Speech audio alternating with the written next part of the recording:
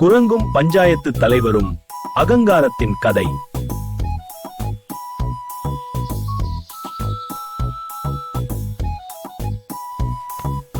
நான் தான் இந்த உலகின் மிக புத்திசாலி மனிதன். இவர்தான் கிராமத்தில் பஞ்சாயத்து தலைவர்.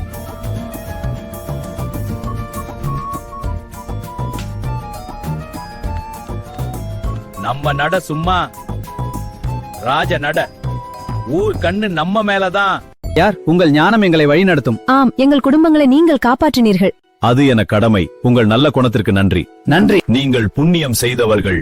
உங்களுக்கு என்னை போல் ஒரு புத்திசாலி ஊர் தலைவர் கிடைத்திருக்கிறார். இவருக்கு இவர் மட்டும்தான் புத்திசாலி.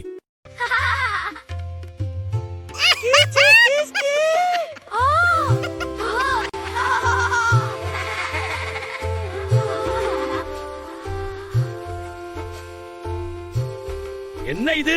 ஒரு சாதாரண குரங்கு என்னை பார்த்து சிரிக்கிறதா? பெரிய அவமானம்! யாராவது அந்த முட்டாள் குரங்கை பிடியுங்கள்.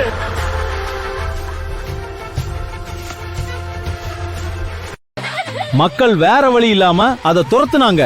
குரங்கு கிளைக்கலையாதாவ இவங்க தடுமாறி ஓடுனாங்க. ஒருத்தன் கால் தடுக்கி சிரிப்பா விழுந்தான். குரங்கு மேல ஏறி சேட்டப்பட்டுருந்துச்சு.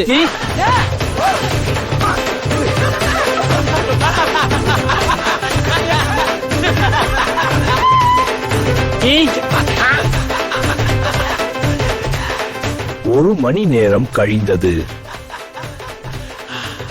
யாராலும் பிடிக்க முடியவில்லை. அடுத்த நாள் காலை மீண்டும் தலைவர் வந்தவுடனே குரங்கும் அங்கே வந்து விட்டது.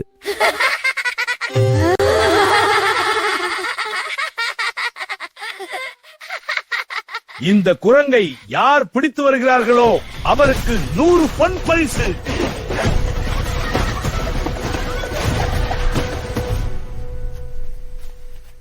தலைவரே, குரங்கை வலுக்கட்டாயமாக பிடிக்காமல் நாமே அது கிட்ட போய் பேசினால் என்ன? உமக்கு வயதாகிவிட்டது. குரங்கு கிட்ட போய் மனுஷன் எப்படி பேசுறது? அப்படி பண்ணா என்ன எல்லாரும் பைத்தியம்னு சொல்லுவாங்க. ஆமா ஆமா, இல்லனா மட்டும் ரொம்ப தெளிவான ஆளு. நீங்க சொன்னா சரியாதான் இருக்கும் தலைவரே. அப்படியே குரங்கு பேசினாலும் நான் போய் பேசுறதா? குரங்குதான் என்னிடம் வந்து பேச வேண்டும். என்ன? நான் தான் ஊர் தலைவர். நாமளே எப்படியாவது அந்த குரங்க பிடிக்க வேண்டியதுதான்.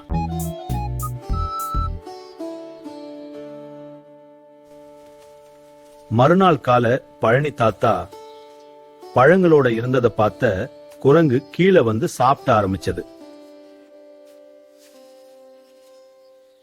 நண்பா, நீ ஏன் தலைவரை பார்த்து சிரிக்கிறாய்? அவரிடம் அப்படி என்ன பார்க்கிறாய்? நான் சிரிக்கிறேன் ஏனென்றால் இந்த ஊரில் எல்லாரும் தலைவரை விட புத்திசாலி. ஆனா தலைவர் மட்டும் தன்னை மட்டுமே புத்திசாலி என்று நம்புகிறார். காட்டில் எல்லா மரங்களும் சமம். பெரிய மரம் சிறிய மரத்தை பார்த்து கர்வப்படுவதில்லை. ஆனால் இங்கு அப்படி இல்லை.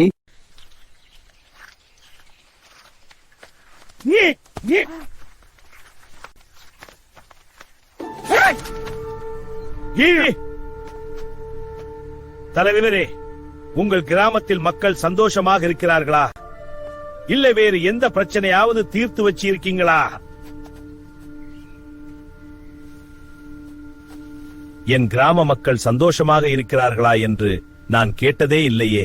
புத்திசாலி என்பவன் தன்னை பார்ப்பவன் அல்ல, தன்னை சார்ந்து இருப்பவர்களை கவனமாக பார்ப்பவன்.